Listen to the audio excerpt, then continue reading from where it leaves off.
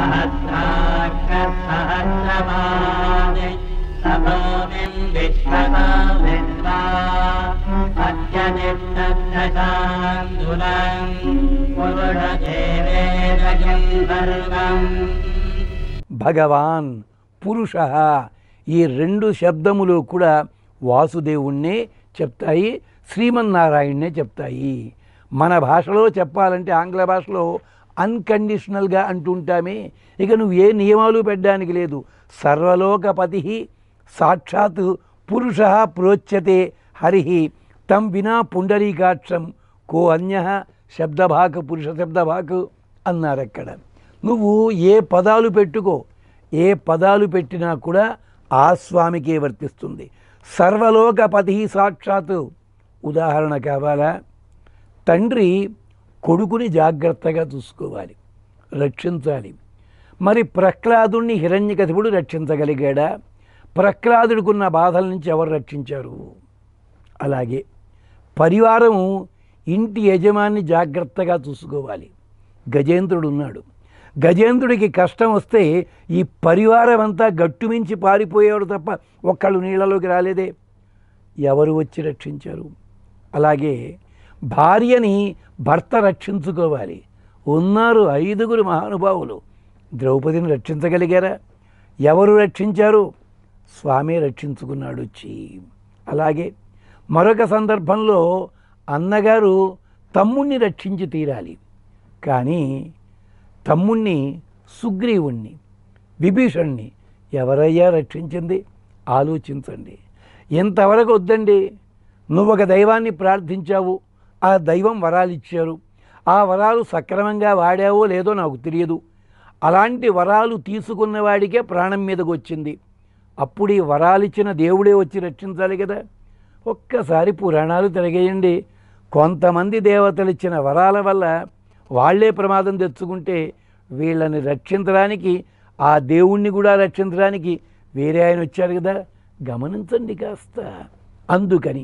అందుకని వాత్సల్యాత్ అభయప్రదానాత్ ఎన్నో రకాలుగా చెప్తారు. అందుకని ఆయనకే వర్తిస్తుంది. ఇప్పటికీ ఒక ప్రముఖ సంస్థ ఉంది, సాంకేతిక సంస్థ. అది భారతదేశంలో ఉన్న 10-15 సంస్థల్లోకి చాలా పెద్దది. 1959లో పెట్టింది. ఇప్పటికీ ఆ సంస్థకి వెళ్ళి మాట్లాడుతూ ఏదో సందర్భంలో కొత్త వాళ్ళు కావచ్చు, పాత వాళ్ళు కావచ్చు, మాట్లాడుతుండగా ఏమండి ప్రొఫెసర్ గారు ఉండేవారు ఎక్కడా అన్నారు అనుకోండి. ఇప్పటికే కొన్ని వందల మంది ప్రొఫెసర్లు ఉన్నారే. ఎవడు కూడా ఏ ప్రొఫెసరు అనడు. ఎంచేత ఆ పేరుకి వన్నె తెచ్చిన ఒక మహానుభావులు ఉండేవారు వెనకటి రోజుల్లోనూ. ఆయన ఉన్న గది దగ్గరికి వెళ్ళి ఇదే ప్రొఫెసర్ గారు రూము. ఇదెక్కడ న్యాయమయ్యా? ఈ శబ్దముతో 15 మంది 40 మంది ఉన్నారే, వాళ్ళ సంగతి చెప్పవా అంటే ఏమిటి? ఒక పదం వినగానే ఒకరు గుర్తొస్తారన్నమాట. అలాగే నడిచే దేవుడు అంటే అయిపోయింది, ఒక్కళ్ళ పేరే. గురువు గారు ఒక్కళ్ళ పేరే వస్తుంది. అంటే ప్రతి ఒక్కళ్ళని గురువు గారు అన్న కరెక్టే. కానీ నీ గురువు అన్న వాళ్ళు ఒక్కళ్ళే ఉంటారు. అందరినీ గౌరవించు. మా గురువు గారు అన్నావు అనుకో, మా స్వామి అన్నావు అనుకో, అంతే. అలాగే కొన్ని పేర్లకి నువ్వు వ్యాఖ్యానం చెప్పాల్సిన అవసరం లేదు. విష్ణు పురాణము పురాణరత్నం అని పేరు దానికి. దాంట్లో ఉంటుంది ఒకమాట, పురుష భగవాన్ అనే పదాలు ఇతరులకు కూడా వాడుతుంటాం కదా, మరి తప్పు కాదా? అది తప్పు అయితే ఎందుకు వాడారు? లేదు, తప్పు కాదు, వాడవచ్చు. పుండరీకాక్ష అని శబ్దం ఉంది. ఆ పదాన్ని కేవలం విష్ణువుకే ప్రయోగిస్తారు. మిగిలిన ఎంతమంది దేవతల మీద ఎంత ఇష్టం ఉండనివ్వండి, ఎన్ని సహస్రనామాలు, ఎన్ని స్తోత్రాలు ఉండండి, ఆ స్తోత్రాల్లో ఎక్కడా కూడా పుండరీకాక్ష శబ్దాన్ని ప్రయోగించరు. కమలనయన, విశాలనయన, పద్మపత్రనేత్ర ఇలాంటివన్నీ ఆ పదాలు వాడతారు తప్ప పుండరీకాక్ష శబ్దాన్ని వాడరు. అలాగే వేరే పదాలన్నీ వాడతారు, నారాయణ అన్న శబ్దాన్ని ప్రయోగించరు. అలాగే పురుష అన్న పదము ప్రయోగిస్తుంటారు. జ్ఞాన, శక్తి, బల, ఐశ్వర్య, వీర్య, తేజాంసి అశేషత భగవత్ శబ్దవాచ్యాని వినాహేయై గుణాదిభి. విష్ణు పురాణం చెప్తోంది. భగవాన్, భగ శబ్దము, భగవాన్ అది కలిగినవాడు, ధనము కలిగినవాడు ధనవాన్, బలము కలిగినవాడు బలవాన్, అలాగే జ్ఞానము కలిగినవాడు జ్ఞానవాన్. ఆ వత్శబ్దమునకు అర్థం అది. వత్శబ్దానికి అర్థం ఏమిటి? ఇక ఏమాత్రము ఎక్కడా కూడా లోటు ఉండకూడదు. అలాగా ఒక్కొక్కరు నాలాంటి వాడిని పట్టుకుని ఉపభావ సరస్వతి అందారనుకోండి, ఇంక గట్టిగా ఐపీసీ సెక్షన్ ఫలానా అంటే నాకేం తెలుస్తుంది? తెలియదు. నాకు అన్నీ వచ్చునా? రావు. కానీ మీకు మిగిలిన వాళ్ళకి 2 శ్లోకాలు ఎక్కువ వచ్చు కనుక ఓహో అంటే కుదరదు. ఏది అడిగినా ఎలా అడిగినా ఇది చెప్పగలిగి ఉండాలి. జ్ఞాన శక్తి, ఎన్ని పనులు చేసినా కూడా కొత్త కొత్త పనులు కూడా చేయగలిగేలాంటి దక్షత ఉండాలి. అది శక్తి అని పేరు. బలము, దేహబలము, ఐశ్వర్యము, ఎంత ఇచ్చినా కూడా తరగనంత సంపద నీ దగ్గర ఉండాలి. ఐశ్వర్యము, వీర్యము, తేజములు ఇవన్నీ కూడా పుష్కలంగా ఎవరి యందు ఉంటాయో ఆ మహానుభావుడు. మళ్ళీ ప్రశ్న, ఏమండి వామనావతారంలో యాచన కోసం వెళ్ళాడు కదండి, ఆయన దగ్గర ఉంటే ఇచ్చేయచ్చు కదా. నాయన, యాచన అన్నది స్వార్థం కోసమైతే నీచము, పరార్థమైతే గొప్పది. చూడలేదా ఒకప్పుడు యుద్ధాలు జరిగితే, వరదలు వస్తే పెద్ద పెద్ద కోట్లు పుచ్చుకున్న సినిమా యాక్టర్లు కూడా రోడ్ల మీద పడి యాచన చేశారు. కాదు, ఎందుకని? తాము ఇవ్వచ్చును, తాము ఇంకొకళ్ళ కోసం తీసుకున్నది కిందకి దిగి రావడం. వామన అవతారం కూడా అందుకని, తన కోసం కాదు ఇంద్రుడి కోసం యాచన చేశారు.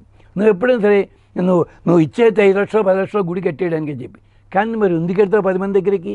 అంటే దేవాలయ నిర్మాణానికి నువ్వు ఇస్తున్నావు, కానీ కిందకి దిగి వస్తున్నావు. ఇదన్నమాట. అంటే దాంట్లో దోషమేం లేదు. ఇవన్నీ కూడా ఈ లక్షణాన్ని పుష్కలముగా ఉండాలి. హేయత్వం ఉండకూడదు, ప్రయోజనం ఉండాలి, స్వరూపం ఉండాలి. దాంట్లో అసహ్యకరమైన గుణం ఉండకూడదు. గుణం ఉండాలి, దాంట్లో ఆనందకరంగా ఉండాలి. అలాంటి హేయ గుణములు ఉండకూడదు. అలాంటి గుణములు కలిగిన పౌష్కల్యం ఉంటే ఏవం ఏష మహాన్ శబ్దో మైత్రేయ భగవాన్ ఇతి. మైత్రేయ భగవాన్ అంటే అర్థమిది. పరమబ్రహ్మభూతస్య వాసుదేవస్య నాన్యగ. పరమాత్మ అయిన ఇతడు పరబ్రహ్మభూతుడైన ఆయనకి మాత్రమే వర్తిస్తుంది.